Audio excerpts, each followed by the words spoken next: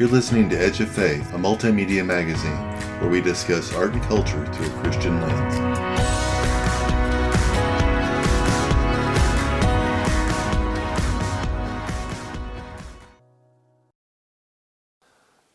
Hi, Jeremy. Thank you so much for taking the time to talk to us today about your new book, I Was Hungry, Cultivating Common Ground to End an American Crisis. How are you doing today?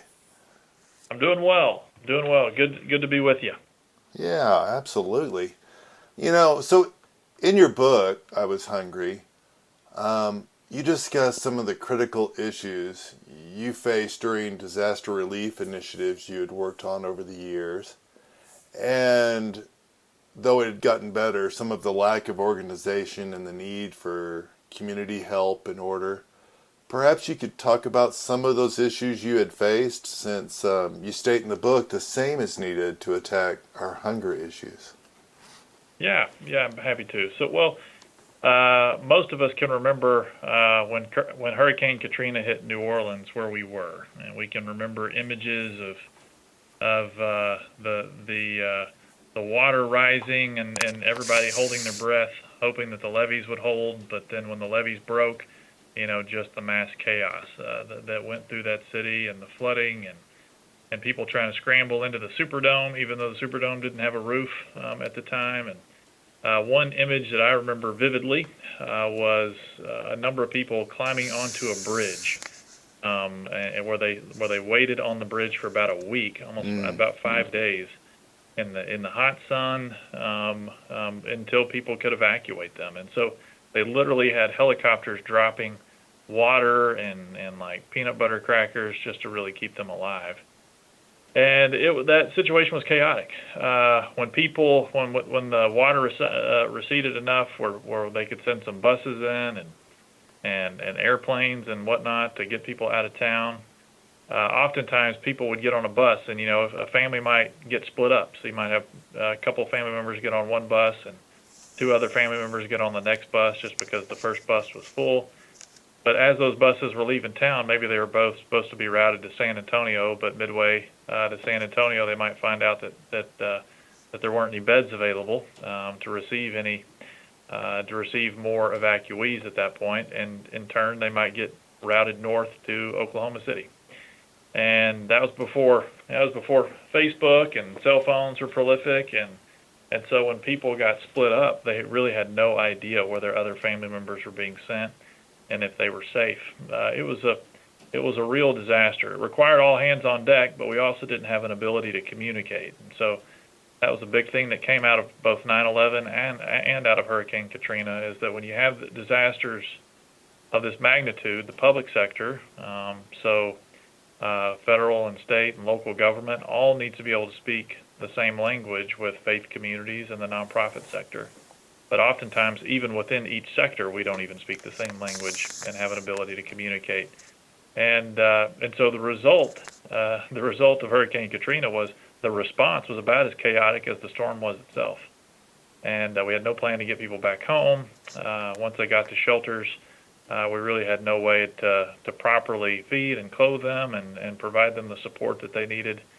And so that was one of those experiences. So I was a shelter manager and on the south side of San Antonio, managing some special needs shelters for folks that were unable to be in the general population shelters. Maybe they had mental health issues. Maybe it was a mother with an infant child, or they had some physical disabilities. And so we had smaller shelter operations for folks in those kinds of situations, and so I saw it firsthand. I saw the chaos firsthand for sure, and it was one of those experiences that you don't really that you have in life that you don't think is going to maybe connect to other things that you're going to do down the road. Then lo and behold, you realize that a lot of the solutions that you're looking at, for me, looking at domestic hunger and poverty, could have been found and traced back to some of those early experiences working in disaster preparedness.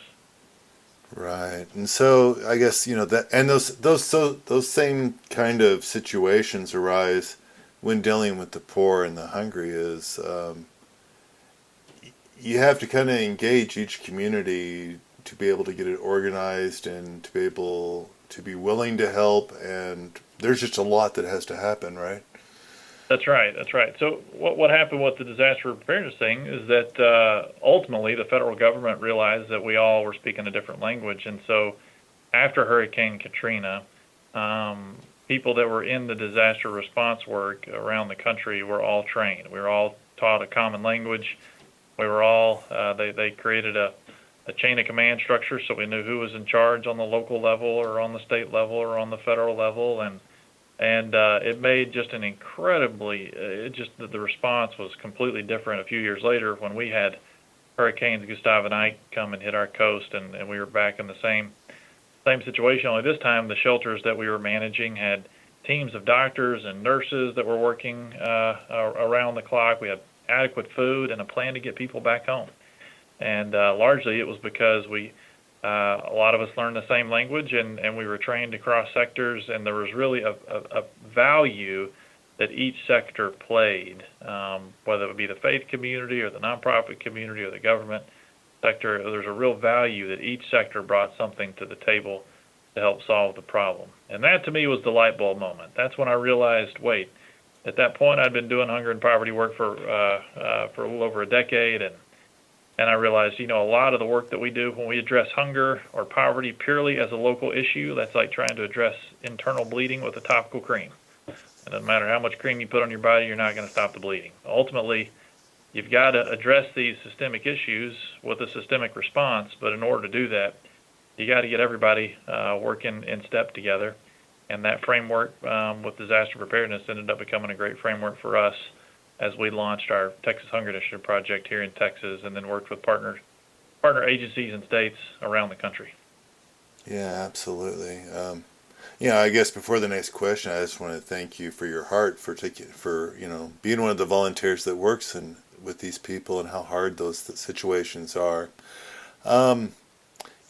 Now might be a good time to tell the audience a little bit about the statistics on hunger in the U.S. and then, as you brought up, tell them a little bit about the Texas Hunger Initiative. Sure. Well, I think oftentimes when we think of hunger, obviously we think of it in a global sense. We think of malnutrition and kids with extended bellies from not having adequate food, and certainly that is a major problem. We still have over 800 million people across the globe that experience pretty severe hunger on a regular basis. Now, that number's been cut in half over the past 30 years, which is wonderful. Shows that it is possible to make some significant systemic improvement. But in the U.S. right now, we have about 40 million Americans that are considered food insecure or at risk of hunger. They typically experience hunger at the end of a pay period. So hunger in the U.S. is episodic. And so it's typically at the end of the month that they run out of resources to be able to purchase food. And so one experience that I share in the book that made a profound experience for me is that, so over the last 20 years, my family and I have lived in low-income neighborhoods where many of the communities where I worked, and one of our neighbors lived 2 doors down from us, a woman named Lupe. She and her husband Luis had 8 kids, and they were also the primary caregivers to her 2 wheelchair-bound parents. And she was a fierce advocate for education in the community. Now, our neighborhood had 150,000 low-income residents. The median income was $19,000 per household, and you typically had 3 generations sharing a home, so not a lot of money to go around for a lot of people. And the neighbor that lived in between us and Lupe typically had about 19 people living in a small little 2-bedroom house. Oh, man. So a lot of bodies going to sleep there on those hot South Texas summer nights, and oftentimes without air conditioning. And so what typically happens, Luis was actually, Lupe's husband was the only person on our block that was able to put full-time hours together with one employer. Now, he wasn't making enough money to make ends meet. It wasn't uncommon for us to find out that they didn't have any food in the house. Particularly in the summer months, I'm sure there were days where the kids were going without food. Their power would get cut off. Their water would get cut off. That was a norm for both Lupe and Luis and most of our neighbors. But they knew Lupe knew the ticket out of poverty for her kids was to get an education, hopefully to graduate from high school, and then go to San Antonio Community College was her goal for them, and that was her goal for the other kids in the neighborhood. She volunteered every day. She would send her kids off to school and then send her parents off to a senior center and get them situated. Luis would head off to his job, and then Lupe would make her way down to the schools, and she would volunteer the elementary schools, the middle schools, and the high schools to try to help the teachers do whatever they could to get our kids through, ultimately through high school. And now our best high school in the neighborhood had a 50% dropout rate. So it was, we knew that not only do we have high poverty now, but we were creating a lot of poverty for the future. Well, what happened? Lupe got an ear infection like we've all gotten before. Only she didn't have health insurance. Most of the folks in our neighborhood didn't. And so she waited until that ear infection was too painful to bear, and she decided to catch a bus and go down to one of the downtown emergency rooms, and she sat in the waiting room at the ER all day, and her name was never called, and she knew she needed to catch the bus to get back home before her elementary age kids got out of school, and she did. But later that evening, her eardrum ruptured. The infection went into her brain. She fell into a coma, and she never woke up. That's horrific. The next day, her husband and her older kids were going door to door in our neighborhood, raising money for a memorial service so that they could bury their mother. Husband sat on my front porch, and he just put his head in his hand and just wept and said, "What am I going to do? What am I going to do?" And I think the reality is that oftentimes in our nation, we think about people that are food insecure or experiencing hunger, and we put them in one category, and we think about 40 million Americans who are living below the poverty line, and we put them in a different category, and we think about the 30 million Americans who don't have health care. We put them in a different category, but the reality is it's the same family on the local level bearing the weight of all of our broken social systems. And so oftentimes when we have a siloed approach to addressing the issue, and we try to silo the issue, we don't recognize that on the local level, it's the same family that needs they need justice in a variety of capacities, and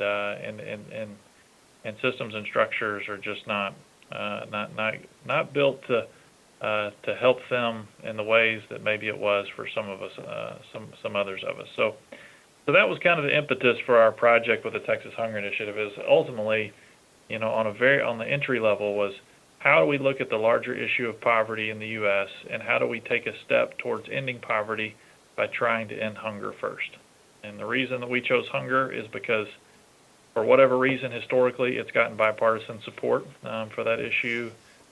We joke in Texas that the Baylor Bears and the Texas A&M Aggies are even willing to work together on this issue, and Catholics and the Episcopalians are all willing to sit at the table and work on this issue, and every major faith perspective deals with it. So it's something that is a uniting issue, and when we build coalitions made up of all these sectors, the government sector, the nonprofit sector, and the faith sector. We build coalitions, and I think as the coalitions begin to address the issue of food insecurity on the local level, they begin to ask the larger questions of why are people experiencing hunger, and then they start to look at how they can reduce poverty as well. So that's what we like to see, and so we're privileged to be able to be a part of the work, but that's the impetus for a lot of what we do. Absolutely. Well, first I'd like to thank you for, maybe putting some names and experience to the issue.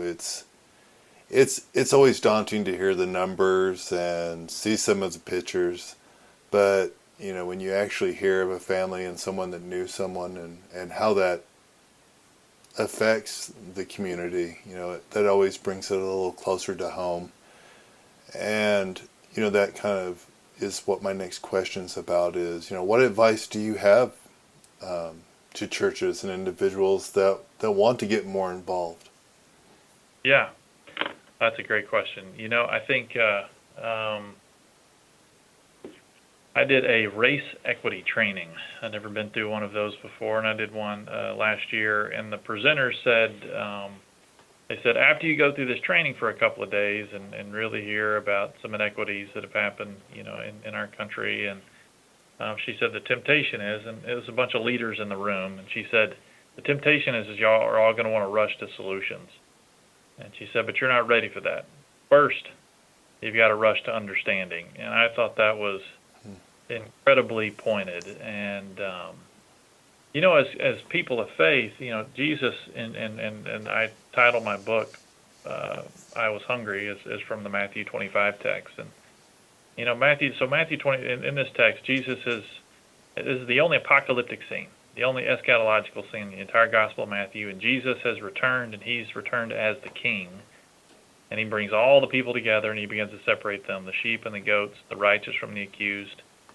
And to the astonishment of the people gathered, the criterion for judgment, he doesn't say anything about confession of faith in Christ or the forgiveness of sins. He says he judges people based upon whether or not they acted with love and cared for the needy. And oftentimes we act as if those are just, items of extra credit as people of faith. But in this situation, they wwere critical to whether or not he welcomed you into the kingdom. And so I think, first of all, so when we think about dealing with these big social issues, I feel like there are three things that are critical to moving towards solutions. And the first is having proximity to the problem. So really immersing yourself. You think about Jesus being an incarnational witness, living and walking among us. And we need to do the same. So oftentimes we have a tendency to make some snap judgments about people that we don't know. We don't know the history and context of what they're bringing to the table. And not only that, so oftentimes I'll hear, somebody will tell me a story of what somebody purchased in a grocery line with the food stamp card or the SNAP card. And, and they make a judgment not only about that family and that family's values based upon that one trip to the grocery store, but they are willing to judge all people that are food insecure or living in poverty in the U.S. based upon that one experience. And that is contrary to the text from Matthew 25. That's not how we can roll as people of faith, And so I think for us, really, it's us looking at it and saying, okay, how do we have proximity? How can we really move to understanding? Why are people experiencing hunger and poverty? I had the privilege to serve on a National Commission on Hunger, a congressional appointed position, and one of the things that we found, the number one cause of food insecurity in the U.S. was underemployment. Basically, people were working, but many people are on making minimum wage paying jobs, and that's $7.25 an hour is the federal minimum wage. And if you are able to put together full-time hours with that at that wage, that's still only $13,000 a year. And you think about rent in Colorado Springs or even here in Waco, and that's probably only that may not even cover your rent, much less all your other expenses. And so people are forced to make trade-offs. They have to decide, do they pay for rent? Do they pay the light bill? Do they pay for food or medication? But they can't possibly afford to pay everything. So I think proximity helps us move towards greater understanding and helps us become those incarnational agents just like Jesus was. The other thing is research. So really understanding what does the research and data suggest, so that we're not just basing our understanding on our own proximity or even our own anecdotal experience, but we're really basing it on that proximity in partnership with research. And then the final thing is faith tradition. So what if you take proximity, research, and faith tradition, and you bring all those together, that really helps us create a framework for understanding the narrative of hunger and poverty in the U.S. And out of that, then we're ready to develop some good solutions. And so I think one program that I absolutely love as a way to kind of introduce people to the complexity of the situation is the Meals on Wheels program. So if you're in a church and you're wanting to volunteer in the community and you want to get proximity and you want to understand what people are experiencing, but you also want to meet the need today, those are great programs to volunteer with, because you're going and you're not only providing a meal to somebody, you're providing a personal connection to somebody that may not otherwise get it. So I love that program. That is one of the best entry-level programs I feel like you can volunteer with if you're looking to do something. And with an exploding senior population, it's a good time for us to really double down in partnership with programs like Meals on Wheels in our communities. Absolutely. Other programs are, there are great ways for churches to partner with schools. You go into rural communities. So we spend a lot of time in rural Colorado, and in rural Colorado, there may not be a lot, but there's always a church and a school. Right. Doesn't matter where you go in the U.S., there's always a church and a school. So, so I think when I think about that, I think, okay, well, how can the church help the school make sure that all the kids that are going through the school get 3 meals a day? There's some great federal nutrition programs to pay for it, but oftentimes they just need additional volunteer support. So ultimately, there are a myriad of ways to get involved, but those are a few. Absolutely, that's wonderful. Thank you so much for sharing and for bringing heart to the issue. Hopefully, people after they listen to the podcast will read Matthew 25 again, maybe pray and figure out, how they can get involved. Of course, I also want to encourage them to pick up your book, I Was Hungry, Jeremy Everette, and everybody needs to read a copy, and maybe that will help them with some of that understanding like you're talking about. I know I read it. There were a lot of great stories and details, and it's a great book. Well, thank you.